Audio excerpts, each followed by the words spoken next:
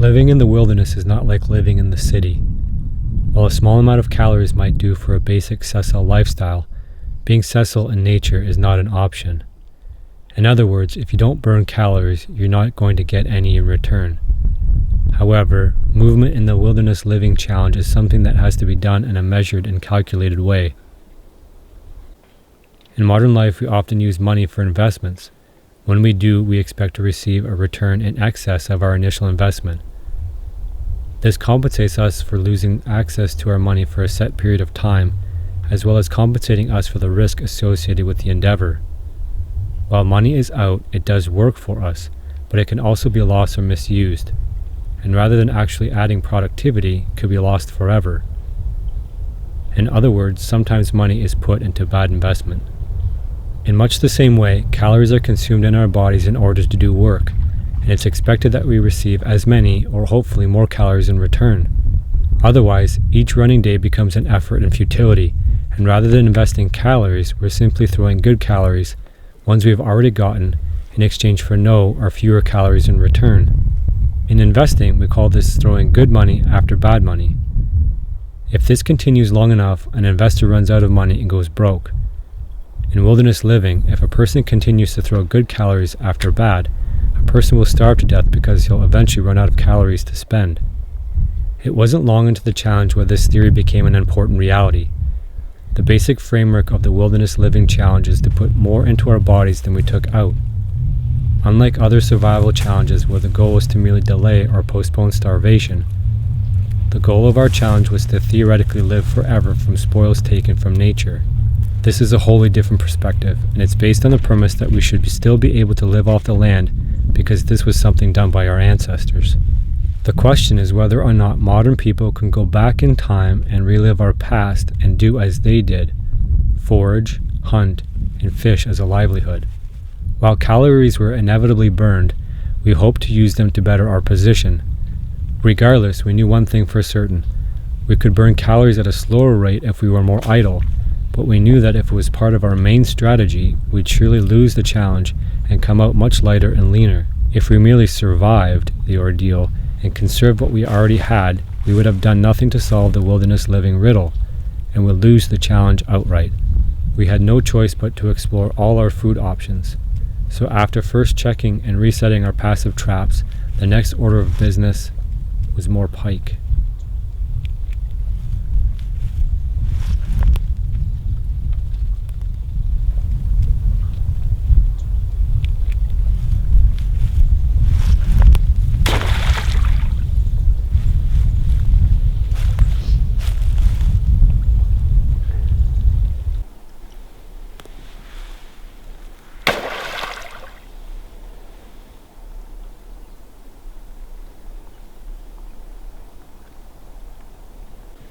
See if we catch some more crayfish.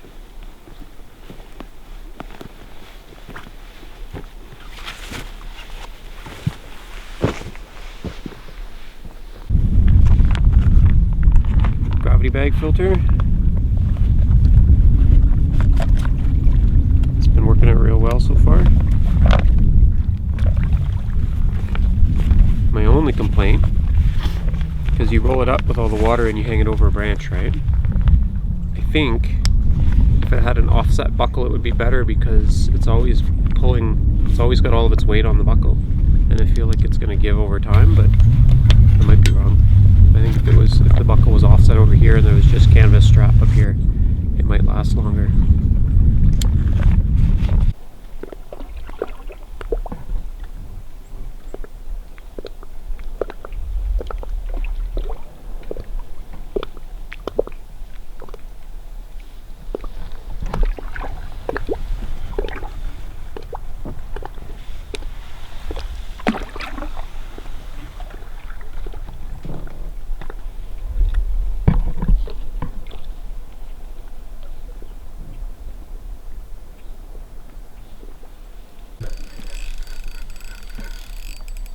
Oh, there's a big tree here, eh? Might be in trouble here. Well, you can let him some slack and maybe he'll pop out. Reel up now.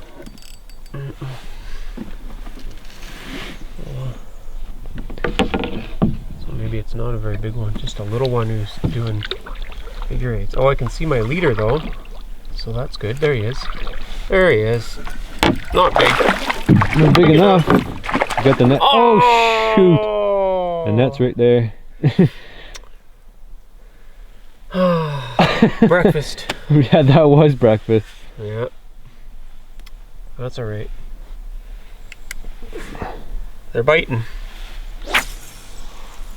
It was wrapped up pretty good on that piece of branch though, eh? Show me your disappointed face. I'm not that hungry yet. So. I'm hungry.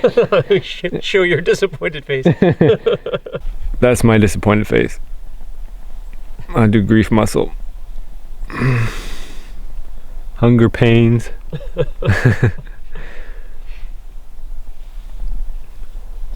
Want to sharpen that hook? Well, yeah, I was just thinking that. You might as well. This hook's maybe never been sharpened. Oh, it's... yeah. What was I doing? I think I was... I have a sharpener right here. I was sharpening while I was... We got a sharpening stone here. You got a sharpener? Yeah. Yeah. Right. We sharpened all our hooks today. Not messing around. You want to show, Jerry? Sharpen it. This is one I found actually in the bush. Just a little.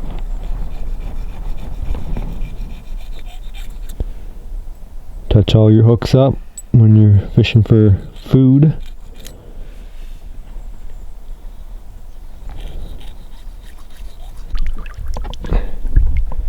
Breakfast. Are you happy now? Yeah.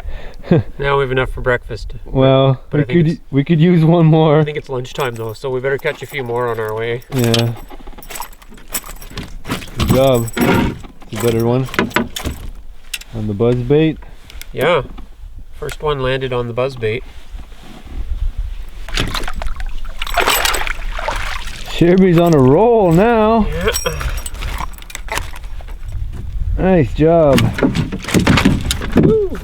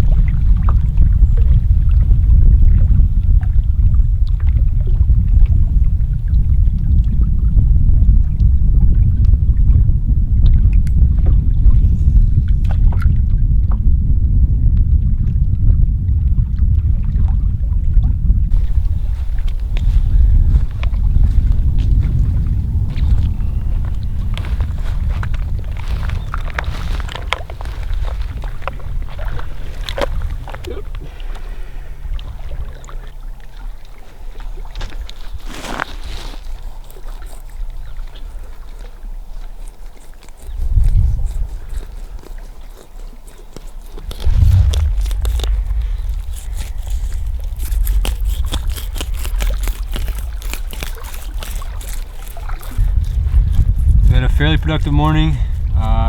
We had lots of follows and misses, so we ended up with 4. I got the 2 small ones, Jerry got the 2 bigger ones, but they're not that big. They're not that big. But I'm starving. I don't know, are you starving? No. I was hungry in the middle of the night, so I guess my metabolism's a little faster. But yeah, so this will be nice. I think it'll fill us up. Tide us over till probably our second meal if we can get another one. We also picked up some water lilies. We picked up some of the unopened ones. So what's the reference say about water lily? So they say that all parts of the plant are edible, but the unopened flower buds are ones that you can cook as a vegetable, and that's what we're gonna try. I haven't eaten them like that before. They smell good. Flower smells good. It smells great. Yeah. So the petals are supposed to be edible, and it said the leaves. I don't know if, but the trouble with a lot of wild food books is then they'll say you can eat this and that, but they don't tell you what time of the season it has to be collected or how to cook it. So maybe the leaves are better in the spring when they're fresh, or maybe they're okay to eat now. But yeah, I read somewhere as a reference that you could eat the the lily pads when they're just emerging, so just before they come out of the top of the water. And then we also got call this duckweed. Yeah. Or duck potato. Duck potato. So it's got it looks pretty much like an arrowhead. And apparently it's supposed to have a tuber. However, what we've found is, I suppose that's a tuber, but it's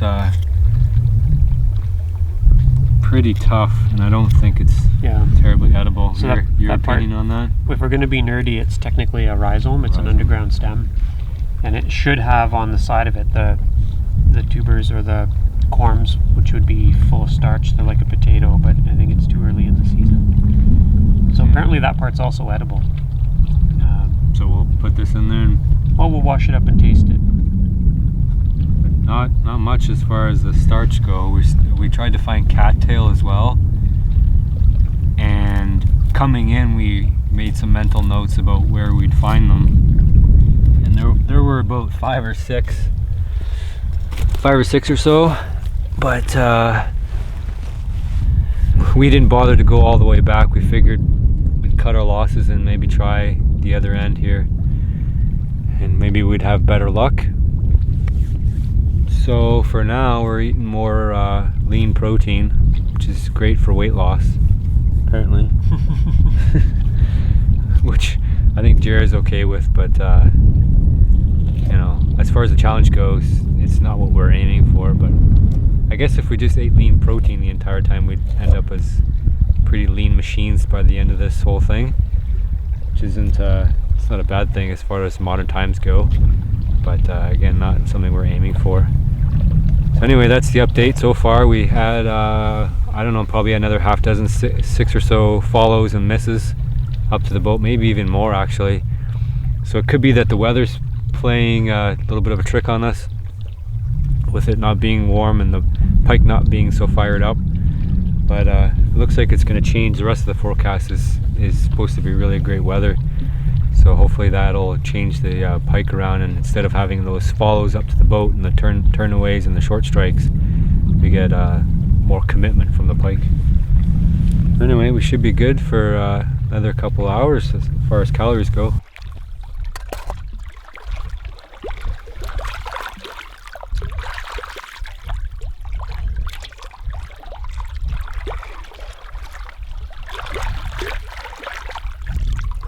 While our main focus always came back to pike, we were careful to explore all our food options and keep our diet as diverse as possible in case there were some food items that we were not initially noticing.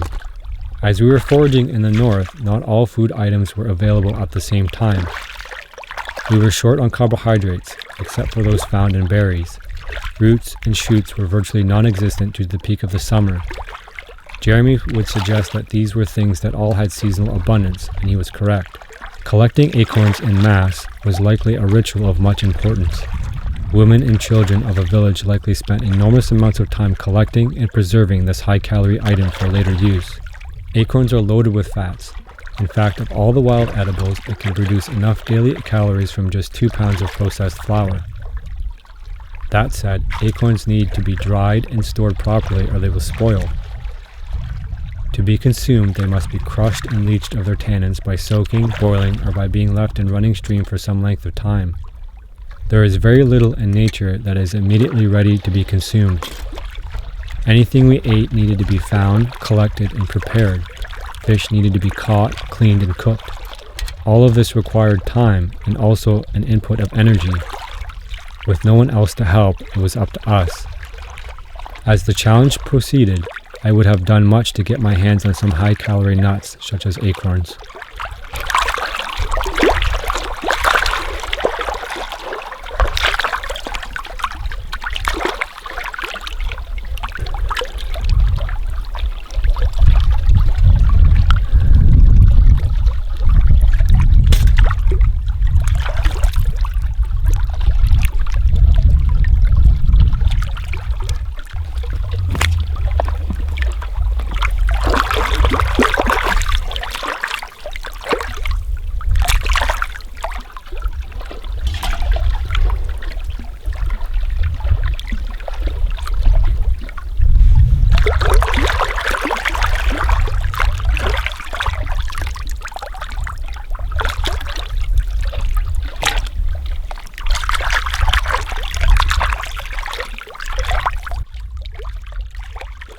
We found the duck potato or arrowhead plant in abundance, but we were far too early or too late, depending on your perspective, to benefit from its tubers. They were small and immature. Fall and spring are the appropriate times for them to be harvested. Peak pickings are best in autumn once the plant begins to brown and die. This happens around late September and early October. At this time, the tuber retains the most amount of starches, but the water isn't too cold for the harvester to work. It can take quite a bit of effort to free the tubers from the muddy substrate. Often a tool is helpful, such as a rake, to move and free them from the soil. Most large tubers are found in 2 to 3 feet of mud, whereas the smaller variety would be higher up. When tubers can be located, it's possible to loosen them from the bottom by foot or hand. Once free, they will float up to the surface. Another simple technique involves stomping around in a circle in waist-deep mud. Someone experienced at this technique can churn up 5 pounds of tubers per hour, more than enough to compensate for the effort required. A small area can produce dozens of tubers in the correct season. Some species produce small tubers and others quite large. While they are often called wild potato or potato-like, they resemble nothing at all like what you are used to seeing. Rather, they are spherical or ovoid and sometimes flattened. They range from pea size to the size of a goose egg. I think I found a potato.